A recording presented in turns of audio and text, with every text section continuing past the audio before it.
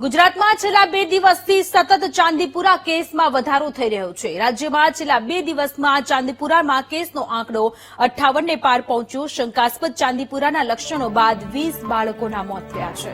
સાબરકાંઠામાં 8, અરવલ્લીમાં 4, મહીસાગરમાં 2 કેસ નોંધાયા।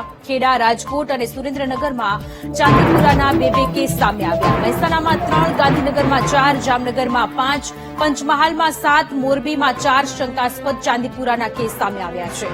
વડોદરા, નર્મદા, બનાસકાંઠા, ભાવનગર અને દ્વારકામાં 1 કેસ નોંધાયો। દાહોદમાં 2 બાળકો ચાંદીપુરાના લક્ષણો સાથે સારવાર હેઠળ છે। સંવાદદાતા મેહુલ ફોનલાઈન પર જોડાયેલા છે। મેહુલ, ગુજરાતમાં છેલ્લા 2 દિવસથી સતત ચાંદીપુરાના કેસમાં વધારો થઈ રહ્યો છે। આંકડો 58 ને પાર પહોંચી ચૂક્યો છે। બધું સોનલ, ચાંદીપુરાના શંકાસ્પદ કેસો અને કેસો સામે આવી રહ્યા છે તેને ચિંતા વધારી છે। મુખ્યત્વે 50 થી વધુ કેસો અત્યાર સુધી લગભગ 58 થઈ ચૂક્યા છે અને 20 જેટલા બાળકોના મૃત્યુ જે છે તે તેના કારણે થયા છે। કન્ફર્મ કેસીસની સંખ્યા ગઈકાલે મોડી રાત સુધી 7 બતાવવામાં આવી હતી। જે કેસો આવી રહ્યા છે શંકાસ્પદ તેના સેમ્પલ પણ પુણે NIBમાં મોકલવામાં આવી રહ્યા છે।